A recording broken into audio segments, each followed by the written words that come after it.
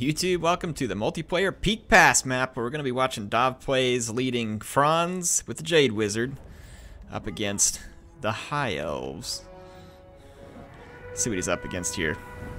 Got Techless, Dragon Princes. Dragon Princes is a bit of a risky pick versus the Empire, in my opinion.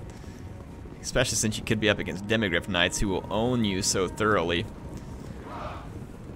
The Outriders here are going to be a great unit to mess with the Dragon Princes, and the bows do have very long range, and so the Dragon Princes really just need to fall back in line with their infantry so that the Outriders can't successfully harass them. Let's see, in terms of infantry wise, crappy infantry for the Empire, pretty much run-of-the-mill. That's what the Empire is. Crappy infantry that just needs to hold while the rest of your better units do the job. We got a silver bullet in the back. Karl Franz is on a steed, being supported by the Altdorf Griffites. Good call in case there's a dragon. So he had the silver, notice how the silver bullets back here sitting out at a distance, and then these two units over here. The idea is, I'm assuming if a dragon comes in, silver bullets shoot in and support Franz. Same thing, you can harass a dragon with this as well. So I see two Lothern Sea Guard, Spearmen, regular archer, Spearmen. The two Dragon Princes now on this flank, so the Wood Elf, or the High Elf player is lagging with his better infantry here, and has got his army kind of split up in a weird fashion here. Dragon Princes are going to be mismicroed into Spearmen here, and then this one is going to be mismicroed and charged by the Royal Altdorf Griffites, and watch just how fast High Elf cavalry dies to the Empire in a fight like that. Not where you want to be in life as a Dragon Prince. Zintler's Reichsguard does get netted by Techless, and a nice play there, but the question is whether or not it was before the charge. And it doesn't look like it because I see Sea Guard getting up off the ground, and there's already a lot of damage there. If he would have netted the Dragon Princes before the charge, it would have been quite brilliant. Nice shooting here by the Outriders, being annoying. One Silverhelm already gone, or yeah, Silverhelm, yeah. And then the other one was a Dragon Prince, so there's one Silverhelm, one Dragon Prince, my bad. Phoenix Guard are late to the battle, and the Phoenix Guard is an interesting pick because why would you pick Phoenix Guard against the Empire? The Empire doesn't field monsters. I mean, other than, like, Franz on a Hippogriff, or, yeah, what do you call it? Hippogriff? Not a Hippogriff. Franz on a Griffin. You know what I mean? So the Phoenix Guard don't serve a lot of purpose versus the Empire. You'd be better off picking something like White Lions because they wreck their infantry faster, whereas Phoenix Guard become kind of a liability. So archers are getting some shots onto the Outriders, but not doing a lot of damage. I think that they're a little bit blocked on their line of sight or something. One of the White Lions is routed. Royal Altdorf Griffites may have terrified them. Couldn't quite catch that or not.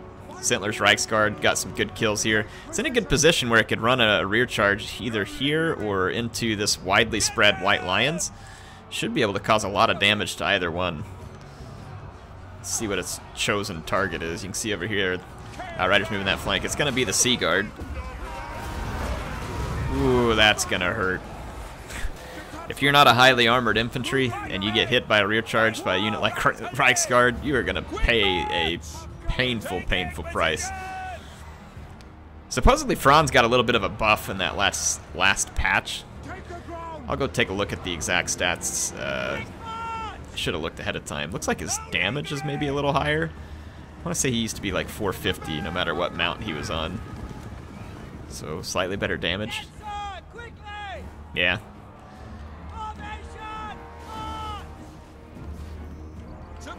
I almost feel like if Karl Franz was ever going to really be good and serve, like, make him different than Boris and make there be a reason to use him. Oh, all that magic is going to be... Or I think that's a bound spell, never mind, yeah. If you really wanted to make Karl Franz stand out, in my opinion, I would think about giving him a bonus versus large. You know, do you make Karl Franz a bonus versus large?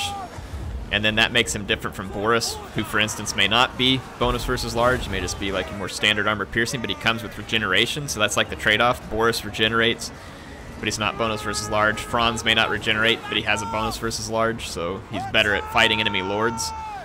I don't know, just a thought. Maybe one way to look at it. Jade Wizard's going to get owned by these Dragon Princes and Techless. It's one of the few times you can say someone's going to get owned by Techless. Unless it's the magic that Techless owns you with. Look at this positioning. Nothing left to keep this from happening. The Outriders just positioned themselves and started shooting straight into the back of the Phoenix Guard. Now they're going to finally get chased off by a White Lion, but look at this. Silver bullets all the way behind the enemy line as well. Very patient play here. Noble is going to come in here, though. And then the archers regrouped, and they're getting some damage as well. But Phoenix Guard is routed. Yeah, now Techless doesn't really want to stay and fight. And can one blame him? When you're kind of a little shrimpy wizard. He should have used that net to get these guys off of him. He could have cast the net right in front of him and then run these guys through it. Why would you net units that are already sitting still? A lot of strange plays from the High Elf player here. Not trying to be mean, just like that one, he totally could have used the net like he was running, and he could have cast the net out in front of him, and then he could have run through the net, you know, to get to safety. And one way or the other, it would have peeled those pursuers off of him and kept him alive for a little while longer. I mean, I'm not sure that it would have saved him, but couldn't have hurt, right? So it's going to be a Pyrrhic victory for the Empire. Let's look at the screens here. And Dov Plays sent me another replay too. So yeah, High Elves in this case, I think I don't think there's anything wrong with picking Techless and Net, and then having that bound Phoenix Fiery Convocation spell, whatever it's called. Because if you can engage the Empire in a long line, so if you think about it, the Fiery Convocation is going to do you a lot of good. If you can basically have a line of spearmen, and you can get your enemy to charge up against them with other cheap infantry, which the Empire is going to have cheap infantry, most likely, right? So if he could have held a line of spearmen, the bound Fiery Convocation could have wrecked all the spearmen, and then he should have used the net to control, like, say, the Outriders, pin the Outriders down, hit him with the Dragon Prince, right? There you go. Boom.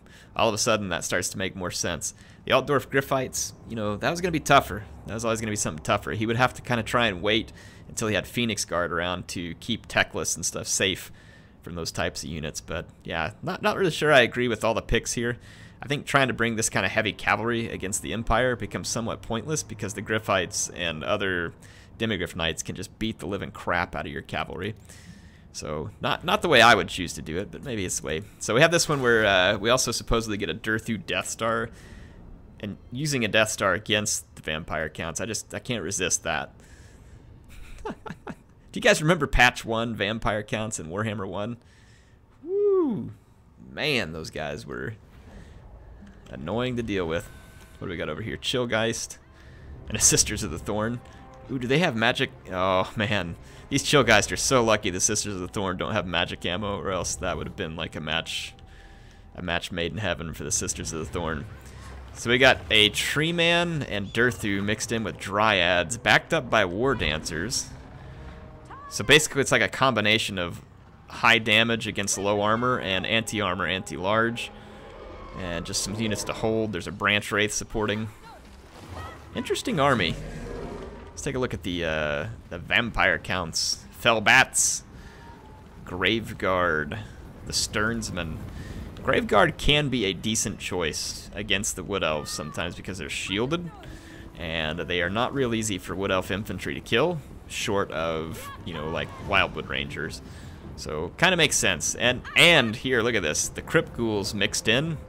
That's kind of nice, actually. I kind of like that because now the Graveguard can fight a weakened opponent, so they might do their job. And then it looks like some Terror mixed in here too. We got a couple of Fellbats supporting the Red Duke on a Hellsteed. Wow, the Chillgeist caught the Sisters of the Thorn here. Now remember, the Sisters of the Thorn have big physical resistance. You know, these guys are ethereal. Their attacks are magical.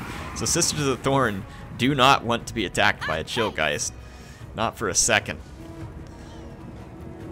So Sisters of the Thorn will very quickly remember that they are a missile cavalry. Doomflock here, yeah, you know, it'll maybe be okay because it's an ethereal unit. Yeah, Sisters of the Thorn got owned. That is an expensive unit to be getting pushed around like that. Very expensive. So the Chillgeist, you know, they have that slowing aura, and that's part of the reason why the Sisters of the Thorn got owned, because they got too close and they got slowed down. What's going on out here? Oh, another Sisters of the Thorn. Red Duke does not have magic attacks, though, but he is doing a lot of damage here. And the summoned zombie. Looks like that Sisters of the Thorn is trying to flee, and it's kind of split apart. So the Wood Elf player's trying to pull it back. Alright, here comes the main attack. Cairn Wraiths, the Cairn Wraiths came in right there. I would have liked to have seen the Cairn Wraiths take their time because they're a faster moving unit, swing around the flank and get an attack like that, and then you're going to find them useful. And then the Hex Wraiths maybe could have tried to push the other flank just to keep some units busy over here. Oh, that pendulum was beautiful. Look at that, 110 kills on the Branch Wraith. Oh, and the Winds of Death is not positioned properly. Oh, the Winds of Death would have been crushing if it would have been positioned just right, like right along that line, but it wasn't. So the Red Duke, massive blunder after a beautiful pendulum. So both players trying to go for a throat slitting, basically, right there early on, but it's going to favor the elves at this point. And those Eternal Guard, keeping these guys at a distance. More Doomflock, Curse of Anraer, trying to work the Chillgeist down. And again, since the Wraiths just got thrown straight in, I don't think the Wraiths are going to end up being very effective. I mean, I don't even know where they ended up at this point, if they're still alive.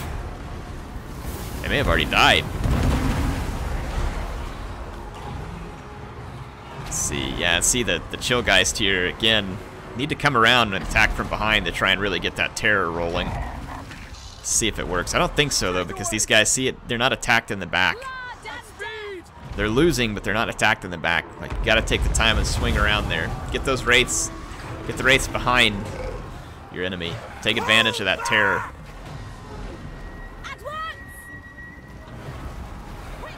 Oh, the Ancient Tree Man does magical damage. If the Wraiths were there, then that might explain why the Wraiths are gone.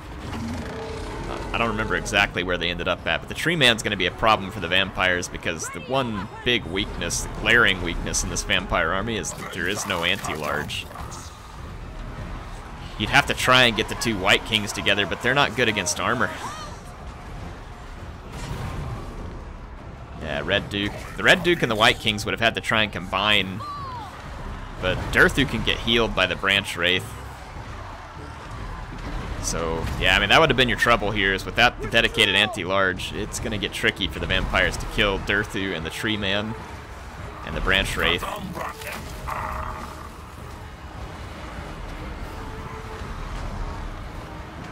So, yeah, the Durthu's little blob of units here is going to come out superior. Finally, kind of got the job finished over here. But, I mean, small victory there for the vampires. There's still some serious problems. Zombies and Red Duke gonna go ahead and defeat these units out here. Just an Eternal Guard. Yeah, Wood Elves are gonna pull away from what's left of the Sternsmen because they feel like they have too many units engaged there. This Sisters of the Thorn still alive and actually has most of a fair number of its unit models, which has given it time to fire, and it's now picked up a fair amount of kills. Doomflock is always a great thing from Durthu because it can tear up blobs of enemies. Yeah, just no answer to the Tree Man. Not to mention Durthu. Durthu's even tougher than the Tree Man. He's got magical attacks, 487 damage, lots of armor piercing. He's gonna be challenging. Chillgeist have done a decent job in this battle dealing with some of the Sisters of the Thorn.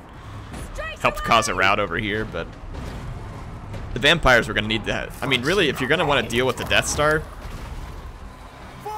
the Wood Elves Death Star in this case, the vampires did have a few tools to help with it. Number one, Durthu and the Tree Man can't win the battle if all of their fodder units get killed. So what the vampires did have is they kind of had a solid backbone of infantry. If those Hex Wraiths and the Cairn Wraiths, along with maybe some summoned zombies, could have gotten in behind the enemy lines quickly to get like a terror rout. If you could have terror routed some of these units, now it would have been hard on the Dryads because I think they're going to have immune to psychology as long as Frenzy is in. But some of the other units didn't. So again, if you can get rid of some of the fodder units, even though you didn't bring anti-large, you can probably beat down Durthu and the Tree Man. And then you would chase the fodder units off with your bats and your your bats and your cavalry. You'd have to try and chase them off. And to me, that's really the only way I think the vampires would have been able to pull off a victory here, is if they could have separated the fodder units. Some of them easier said than done. So like I said, I think Azrae's Spear are immune to psychology, and Dryads are too whenever their frenzy is active. So that would have been the tough thing here. But you definitely could have gotten the Eternal Guard with it. And getting rid of some of those, like I said, get rid of the fodder units, and then the large units start to take all the damage, and they don't end up lasting as long. So in this case, though, the Wood Elf kind of all infantry with tree army here worked out, because the vampires do struggle against these monstrous infantry units unless they bring the right stuff. And in this case, the vampires decided, hey, I'm gonna go with more infantry, but then they ended up with less to deal with this type of stuff at the end. Man, this game's beautiful. But man, I'm down to like 38 frames, 40 frames whenever I zoom in really close. When you get away from the pile of corpses, it goes up to like 100 frames per second. Then you turn around and look at the pile of corpses. Zoom in here. Oh yeah, frame drop central. All right. Anyway, Pyrrhic victory. Thanks to DovPlays for sending those in. It's always fun to see different types of builds. Someone using Karl Franz, someone using Durthu instead of Glady. I just like the variety, seeing the variety. And the same thing for the Vampire Counts player. This was not your standard run-of-the-mill Vampire Counts army either. I don't think that it ended up being matched real well here, but I mean, Cairn Wraith, Hex Wraith, Terror, I mean, all of these Eternal Guard are vulnerable to Terror, every last one of them. So again, start separating some of those units out. You'd have to single them out for the Terror effect. And you think about one thing that can be really useful when you have fast-moving units too, like the Chillgeist and the Cairn Wraiths. If you're going to bring these kind of units, I mean, really, you think about the Cairn Wraiths, their only real benefit against the Wood Elves, and they're risky, because Glade Guard with Starfire Shafts have magic attacks, and they can just ruin a Cairn Wraith in a single shot. It's a risky pick. You know, it's not exactly the way I would see that pick. Like, if I was going to pick against the Elves, and I had an infantry line like that, I would also want a whole bunch of cavalry. And I don't think that these Chillgeist ended up being that bad of a pick, because they're excellent for dealing with the Sisters of the Thorn. And not much else from the vampires would have been good at it, but they are excellent at it. The other thing that can be really challenging for the vampires in that case is for the Wood Elves, is if the vampires had brought like the Claw of Nagash Mortis Engine that has the slowing effect, they would have never caught that Mortis Engine, and it could have absolutely destroyed all this infantry. And so, like, for instance, trade out the White Kings for a Claw of Nagash. Yeah, the Wood Elves are in big trouble, because their Sisters of the Thorn is the only thing that would have been able to deal with it. And if the Chillgeist and other units could have tried to put pressure on that, or the Bats put pressure on the Sisters of the Thorn, well, the Mortis Engine gets in and helps, again, eat away the infantry piece. And then as the vampires, you don't really have to worry about not having that anti-large, because these guys will die to the giant blob of your remaining units. So, I don't know. Interesting battle. How do y'all like the matchups between these factions? Any other thoughts between those picks? So I gave you some of my thoughts about what I thought the High Elf player could have done better. Y'all let me know too. And then same thing with the Vampire player. And then it's fun. Like I said, I like the different builds that DovPlays tried. So appreciate him submitting it. HeirofCarthage signing out for now. I will see you all next time with some more Total War Warhammer action.